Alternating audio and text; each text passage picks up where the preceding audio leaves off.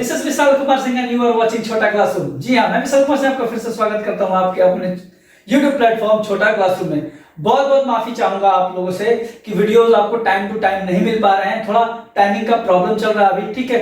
और जैसे ही टाइम ये सब सेटल हो जाएगा मैं वीडियोस आपको रेगुलरली अल्टरनेट डेज पे देता रहूंगा। अभी फिलहाल के लिए 2-3 वीडियोस में आपको थोड़े से लेट होने की संभावनाएं हैं, लेकिन उसके बाद से जो वीडियोस आपको आप मिलेंगे नेक्स्ट वीक से, यानी कि आज संडे है और नियर अबाउट 3 या 4 दिन के बाद से जो आपको वीडियोस प्रॉपर्ली मिलने लगेंगे।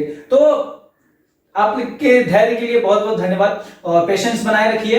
बहुत सारी और वीडियोस आपको मिलेंगी और मुझे लगता है कि आगे से आपको ऐसी वीडियोस मिलेंगी, यानी कि 2-2 टॉपिक्स और 2 अलग-अलग क्लासेस की वीडियोस मिल सकती हैं, ठीक है। जैसे जैसे टाइम मिलता जाएगा मुझे और मैं वीडियोस बनाऊंगा आपके लिए, ठीक है।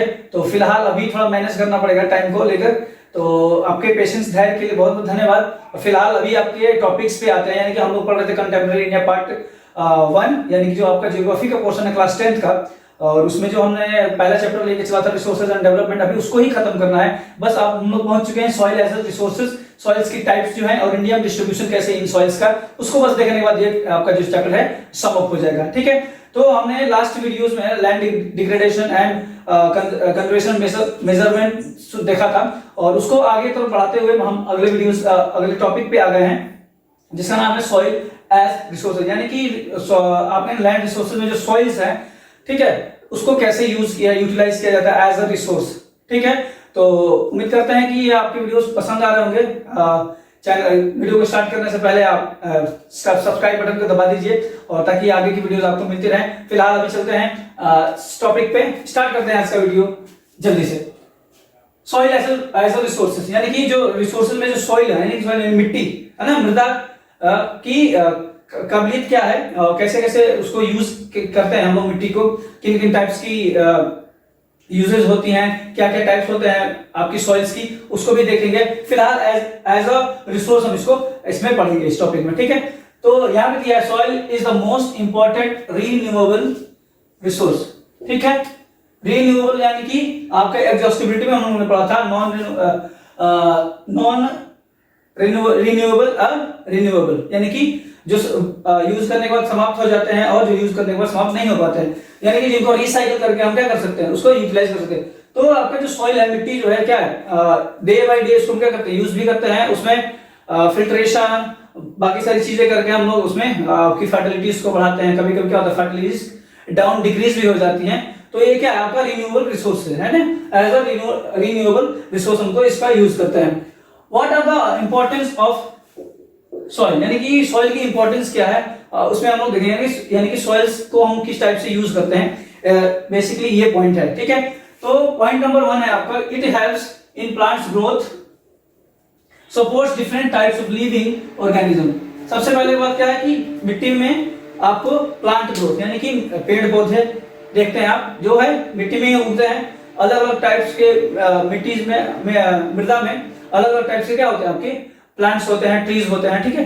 तो सबसे पहला यूज क्या है, प्लांट ग्रोथ के लिए मिट्टी का यूज करते हैं। Next different types of living organism on the earth, और जो भी अलग अलग टाइप्स के ऑर्गेनिज्म, छोटे छोटे जीव हैं, ठीक है, जंतु हैं, ठीक है। साथ ही साथ हम अपनी ह्यूमन बीइंग्स को भी ले लेते हैं। तो बेसिकली अब देखें तो जो हम लोग ग्रेनरीज खाते हैं वो क्या मिट्टी से निकलती है ना, मिट्टी में बोते हैं गेहूं चावल, ये सारी चीजें हमको मिट्टी से ही मिलती है, यानी कि इसको बोने के बाद हमको क्या मिलता है, अनाज खाने को मिलता है। तो यानी कि जैसे हम भी रह रहे हैं, लिविंग बीइंग्स हैं, तो हमें भी इस मिट्टी का यूज हम लोग करते हैं एज अ इन एग्रीकल्चर, ठीक। तो ऐसे टाइप की है, that's why it is considered as living system, यानी कि इसीलिए हम लोग क्या कर सकते हैं, soil is the living system एक मान सकते हैं, क्योंकि क्या है आपके प्लांट्स के लिए भी है और लिविंग बीइंग्स के लिए है, यानी बहुत जैसे ही आपका ये दुनिया चल रही है ना, तो प्लांट्स भी हैं। पहले तो प्लांट्स हो गए, बेसिकली बहुत जरूरी चीज है प्लांट्स, ट्रीज हैं, ज्यादा से ज्यादा प्लांट्स लगाइए, मैं ये तो कहूंगा, यही आपका मोटिव भी होना चाहिए। अगर आप ज्योग्राफी पढ़ रहे हो तो उसको अपने जीवन में भी अप्लाई करना सीखिए, ठीक है। जैसे जैसे आपने प्रॉब्लम देखा है, लैंड डिग्रेडेशन, ठीक है, और रिसोर्सेज की जो एग्जॉस्टिबिलिटी है धीरे धीरे समाप्त होती जा रही है, यानी ज्योग्राफी पढ़ने का मतलब ये है कि जो आप चीजें पढ़ रहे हैं उनको अपनी लाइफ में यूटिलाइज करिए, ठीक है। फिलहाल ये हम लोग कंसिडर कर रहे हैं कि जो सॉइल है एज अ लिविंग सिस्टम हम लोग यूज कर सकते हैं, ठीक। नेक्स्ट है, it takes millions of year to form soil up to soil a few centimeter in depth. ठीक है, जैसा कि आपको पता है कि मिलियंस ऑफ ईयर यानी कि लाखों लाखों वर्षों के बाद क्या होता है, 1 सेंटीमीटर सॉइल बनती है। सॉइल मींस कि यानी कि यूज के लायक हो जाता है, यानी कि बहुत सारी प्रोसेसेस होती हैं। ठीक, आप जैसे मान लो आपने फॉसिल फ्यूल्स का नाम सुना होगा, फॉसिल मिनरल्स का नाम सुना होगा, यानी कि ये 1-2 दिन, 1-2 साल, 5 साल, 10 साल, 20 साल में नहीं बनती है ना। It takes a long term of period, है ना। ये बहुत सारी वेदर कंडीशंस, ये सारी जो आपकी जो क्लाइमेट कंडीशंस होती हैं इन पे डिपेंड करती हैं ये सारी चीजें। यानी कि जो सॉइल भी है वो क्या है, एक लॉन्ग प्रोसेस है फॉर इट्स फॉर्मेशन। ठीक है, फैक्टर्स ऑफ सॉइल मेकिंग, यानी कि सॉइल मेकिंग जो कौन कौन सी चीजें फैक्टर करती हैं, किन किन चीजों से आपका सॉइल बनता है, बेसिकली ये चीजें यहाँ पे हैं। जैसे आप रिलीफ देख रहे हैं, उच्चावच जिसको बोलते हैं ना, हिंदी में उच्चावच बोलते हैं, यानी कि जो आपकी जो सरफेस है, आपका क्रस्ट का जो सरफेस है क्या है, समतल नहीं है। ठीक है, इट्स नॉट अ प्लेन, उबड़ खाबड़ ऐसे कहीं हिल्स हैं तो कहीं आपकी जो प्लेन एरियाज है, जैसे नॉर्दर्न प्लेन्स हो गया। आप इंडिया में देख लीजिए, नॉर्थ वेस्ट से नॉर्थ ईस्ट तक आपका क्या फैला हुआ है, हिमालयस फैला हुआ है, उसके नीचे आपको नॉर्दर्न प्लेन्स मिलेंगे। ठीक, उसके वेस्ट में आएंगे तो अरावली है, उस अरावली के वेस्ट साइड में है जो आपका डिजर्ट है, थार डिजर्ट है। ये सब चीज आपको देखने को मिलेगी, यानी कि बेसिकली जो आपके लैंड मास के जो फॉर्मेशंस हैं, फीचर्स हैं, ये सारी चीजें इस पे डिपेंड करती हैं। तो पहला फीचर है आपका relief, then parent rocks and bed rocks. ठीक है, पेरेंट्स रॉक का मतलब होता है कि जो मिट्टी, जो आपकी रॉक्स हैं, इग्नियस है, ठीक है, मेटामॉर्फिक है एंड सेडिमेंट्री। इन सारे रॉक्स को जो छोटे वेदरिंग कंडीशन से टूट के बहुत लंबे टाइम के बाद ये क्या होती हैं, नदियों से बहते हुए छोटे छोटे कंकड़ पत्थर में टकराते हुए बारीक कण बन जाते हैं। फिर सेडिमेंटेशन होता है, फिर आपकी जो क्लाइमेट कंडीशंस होती हैं, लाखों वर्षों तक जो आपकी क्लाइमेट्स बनी रहती हैं किसी भी सरफेस पे, ये सारी चीजें इसमें क्या इन्वॉल्व होती हैं फैक्टर्स में। नेक्स्ट है क्लाइमेट है, बता दिया अभी।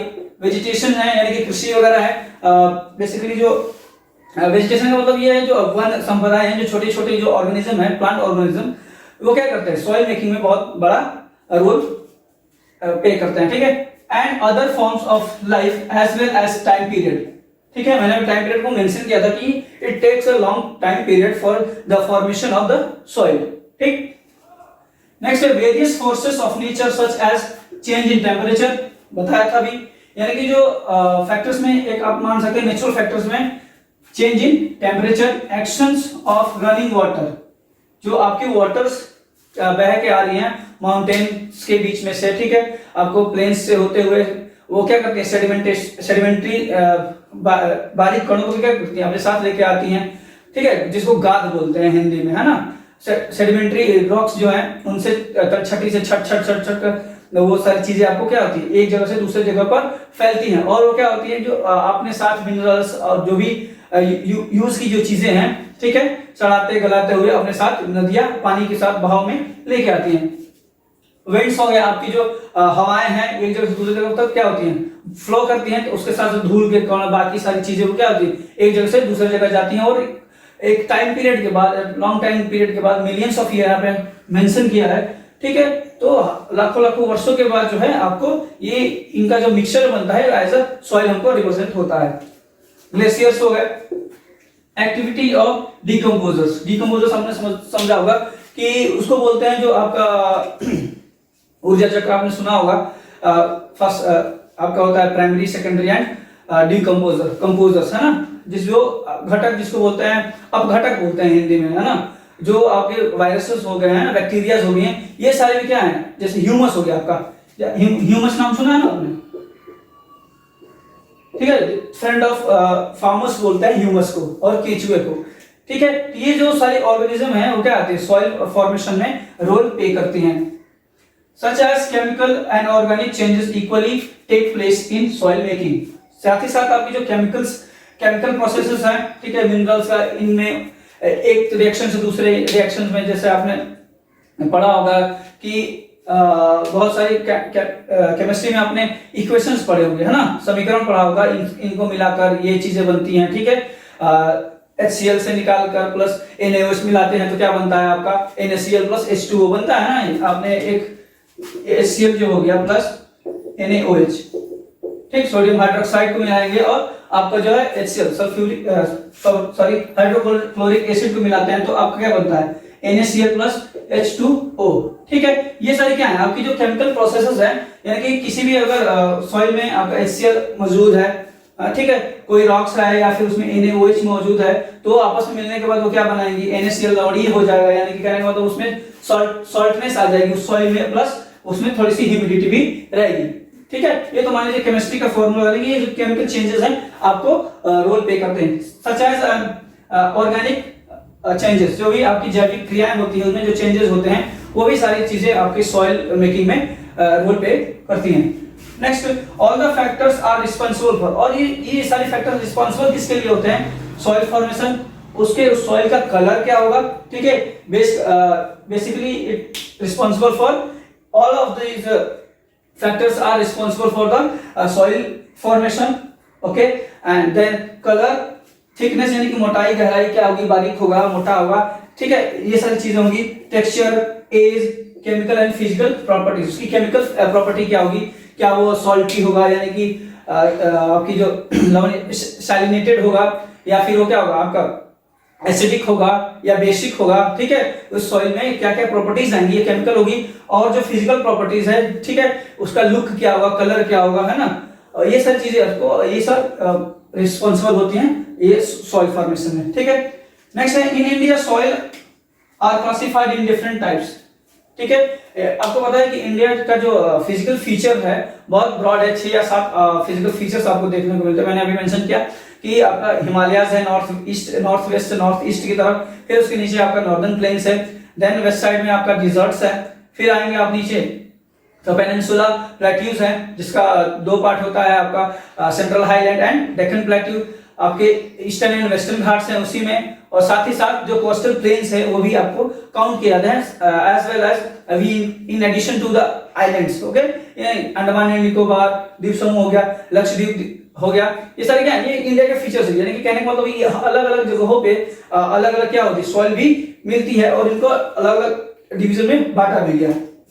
As you know, India has various relief features, landforms, climate, realms and vegetation type, ठीक है, यानी कि इंडिया में क्या है कि लैंडफॉर्म्स भी अलग अलग हमको देखने को, कहीं हिल्स हैं, तो कहीं वैलीज हैं, ऊंचा नीचा कुछ भी है, कहीं पहाड़ है, कहीं पत्थर है, कहीं मिट्टी है, कहीं पानी है, ठीक है। ये सारी चीजें आपको क्लाइमेट भी क्या होती हैं, अलग अलग होती हैं क्लाइमेट के हिसाब से। इंडिया में जो एग्रीकल्चर होता है अकॉर्डिंग टू द क्लाइमेट होता है, ठीक है। तो बेसिकली ये सारी चीजें रिस्पॉन्सिबल होती हैं आपकी सॉइल फॉर्मेशन, क्या क्या चीजें आपको इस वीडियो में देख लिया, सॉइल क्या होता है, कैसे हम यूज करते हैं एज अ रिसोर्स, उसको कैसे यूज करते हैं for the living beings organism, ये सारी चीजें इसमें आपने देखा, ठीक है। तो ये हो गया आपका आज के वीडियो का ये समक हो गया। अब बेसिकली आपको सॉइल्स का टाइप पढ़ना है और इंडिया में उन सॉइल्स का डिस्ट्रीब्यूशन किस टाइप से है, कहां कहां कौन सी सॉइल पाई जाती है, ये आपको अगली वीडियोस में टोटल मैं समअप करके दे दूंगा और ये चैप्टर समाप्त हो, मात्र एक वीडियो में हम इस चैप्टर को खत्म करेंगे। फिलहाल अभी इतना ही आज के इस वीडियो में। उम्मीद करता है कि ये वीडियोस आपको पसंद आ रहे होंगे और साथ देते रहिए, और आपका साथ बहुत जरूरी है हमारे लिए। जैसे सबका साथ सबका विकास, तो आप हमारा साथ दीजिए, हमारा और आपका सबका विकास होगा, ठीक है। हम आपके साथ हैं, आप हमारे साथ हैं, यही बहुत बड़ी बात है।